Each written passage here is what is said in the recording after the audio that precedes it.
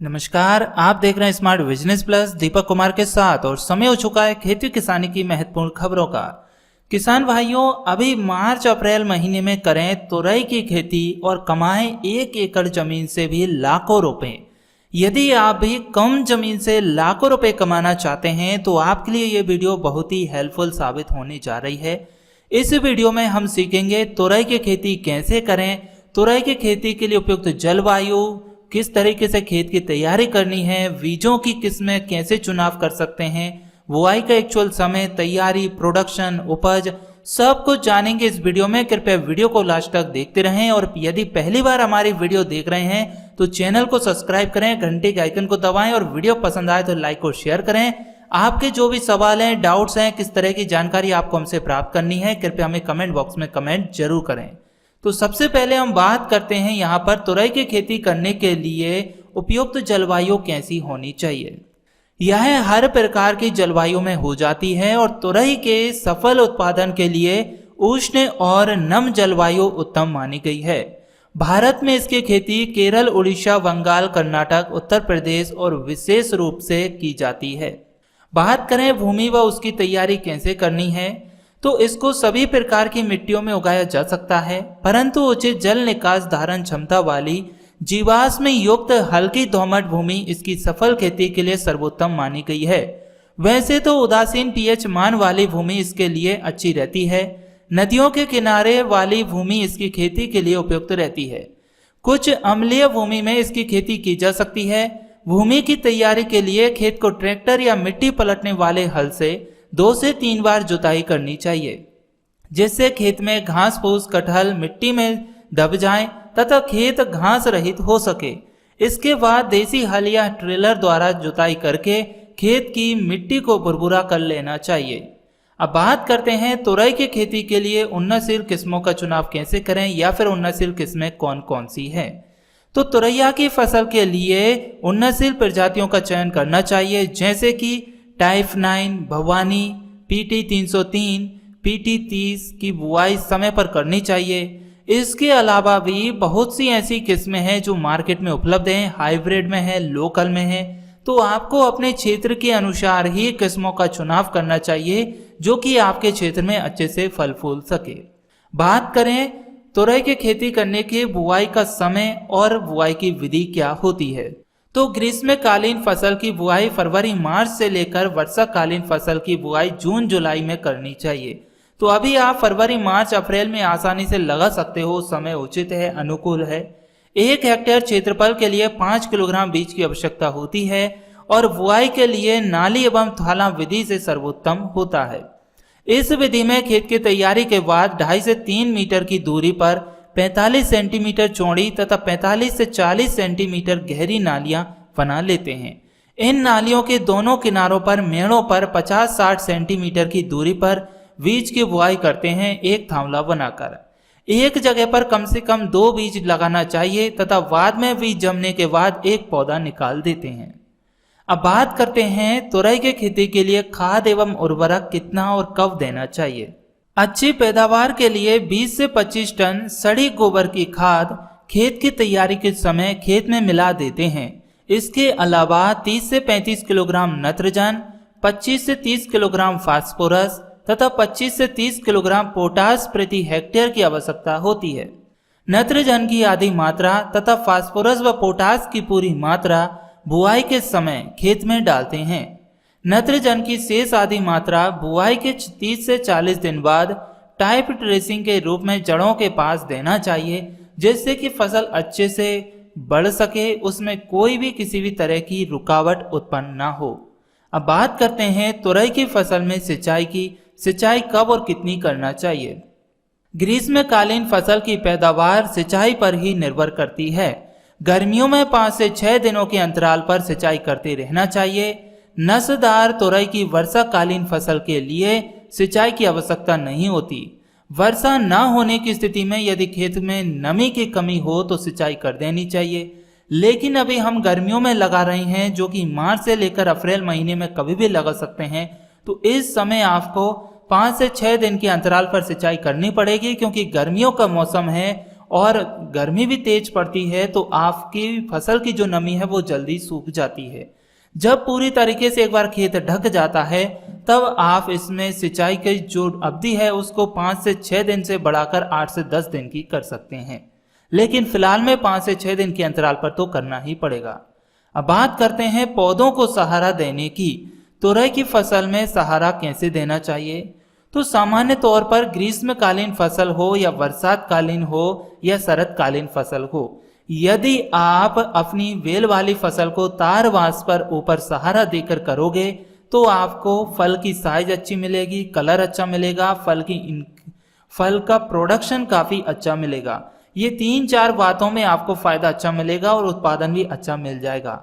और यदि आप जमीन पर ही छोड़ोगे तो इसमें आपकी फल की जो साइज है वो छोटी रह सकती है, फल का आकार टेढ़े आड़े में हो सकता है और आपको प्रोडक्शन वो नहीं मिल पाएगा जो कि मिलना चाहिए।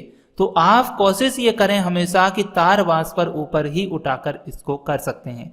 कैसे करना है? आपको लकड़ियों के कुछ खम्भे बीच बीच में गाड़ देने हैं लाइन में और उन पर तार खींच देना है या सुतली बांध देनी है। जैसा कि आप वीडियो में देख सकते हैं हमारी तार वास पर ही खड़ी हुई है, तो आप कम से कम तीन तार तो इसमें खींचेंगे, वायर खींचेंगे या फिर आप सुतली या रस्सी खींच देंगे पतली वाले जो मार्केट में उपलब्ध है, या तार भी आता है वायर जो पतला वाला आपको 70-80 रुपए केजी मिल जाएगा, तो आप वो तार भी 3 बार खींच सकते हैं, 3 ऊपर नीचे अल्टरनेट करके उन पर वेलों को चढ़ा दीजिए तो आपको तोड़ाई में सहूलियत हो जाएगी, पानी की सिंचाई में सहूलियत हो जाएगी। बीच में जो स्पेस बचता है उसमें आप कोई दूसरी फसल भी कर सकते हैं। जैसा कि आप वीडियो में देख सकते हैं हमारी पूरी फसल तार बांस पर खड़ी हुई है, तो ऐसा ही आप करेंगे तो आपको फायदा अवश्य होगा।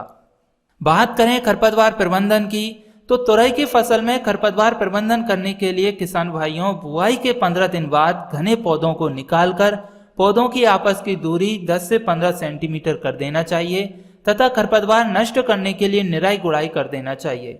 यदि खरपतवार अधिक है तो पेंडामेथिलीन 30 EC नामक रसायन की 3.3 लीटर मात्रा को 800 से 1000 लीटर पानी में घोलकर बुआई के 12 से 36 घंटे के अंदर जमाव के पहले छिड़काव कर देना चाहिए। तो ऐसे आप खरपतवार प्रबंधन कर सकते हैं। अब बात करते हैं तुरई की फसल में कीट नियंत्रण कैसे करें। तो किसान भाइयों, तुरैया की फसल के प्रमुख कीट जैसे सरसों की आरा मक्खी, चित्रल कीट तथा वालदार सुंडी प्रमुख होते हैं जो तुरैया की फसल को हानि पहुंचाते हैं। फसल को इन कीटों से बचाव के लिए मेलाथियान 50 EC रसायन की 1.5 लीटर मात्रा या फेंटोथियान 50 EC रसायन की 1 लीटर मात्रा या फिर डाइमिथोएट 30 EC की 1 लीटर मात्रा को 700 से 800 लीटर पानी में घोलकर प्रति हेक्टेयर की दर से छिड़काव करना चाहिए। ऐसा करने से आपकी फसल में कीट नहीं लगेंगे और फसल सुरक्षित बनी रहेगी। अब बात करते हैं तुरई की फसल में रोग नियंत्रण कैसे करें। तो तुरैया की फसल में झुलसा रोग का प्रकोप होने पर पत्तियों तथा फलियों का कत्थई रंग के धब्बे बनते हैं। इनके उपचार के लिए मैनकोजेब 75% की 2 किलोग्राम मात्रा अथवा कॉपर ऑक्सीक्लोराइड की 80% की 3 किलोग्राम मात्रा को प्रति हेक्टेयर की दर से 800 से 1000 लीटर पानी में घोलकर छिड़काव करना चाहिए तथा फसल में सफेद गेरुई रोग तथा तुलसीता रोग के नियंत्रण के लिए रेडोमिल MZ 72 की 2.5 किलोग्राम मात्रा को प्रति हेक्टेयर की दर से 800 से 1000 ग्राम लीटर पानी में मिलाकर छिड़काव करना चाहिए, जिससे कि रोग नियंत्रण हो जाएगा। अब बात करते हैं तुरई की फसल में फलों की तुड़ाई कैसे करें।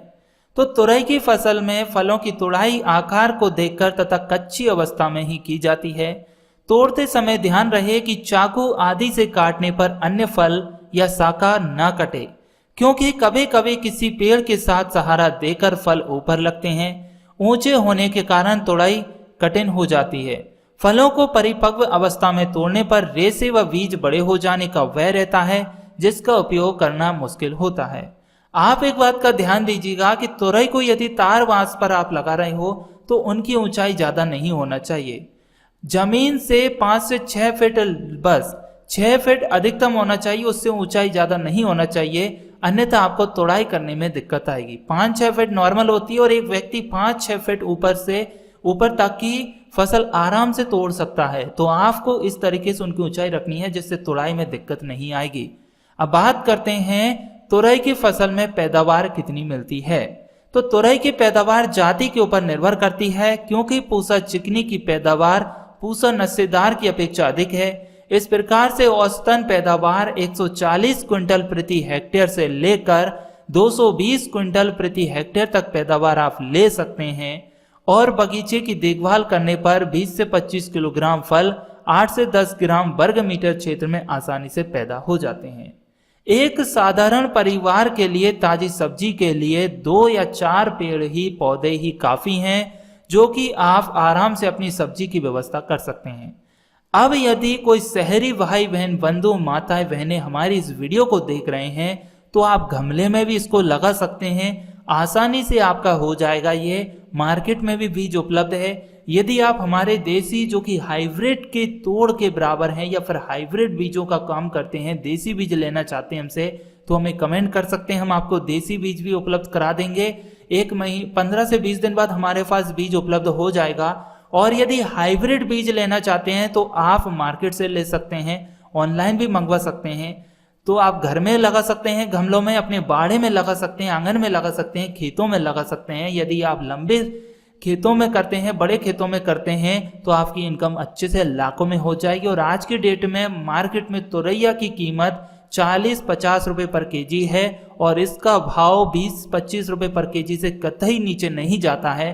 तो ऐसे समय में आप अपनी इनकम लाखों में ले जा सकते हैं। हमें उम्मीद है कि आपको वीडियो में दी गई जानकारी पसंद जरूर आई होगी। जानकारी अच्छी लगी है तो वीडियो को लाइक करें, ज्यादा से ज्यादा शेयर करें और आपके जो भी सवाल हैं, किस तरह की जानकारी आप हमसे प्राप्त करना चाहते हैं, हमें कमेंट जरूर करें। और सब्सक्राइब करें smart business plus YouTube channel को और प्रेस करें बेल आइकन को, जैसे कि आप तक इसी तरह की और भी खेती किसानी की जानकारी पहुंच सके सबसे पहले। चलिए मिलते हैं अगली वीडियो में, तब तक के लिए नमस्कार, जय हिंद, जय भारत, वंदे मातरम।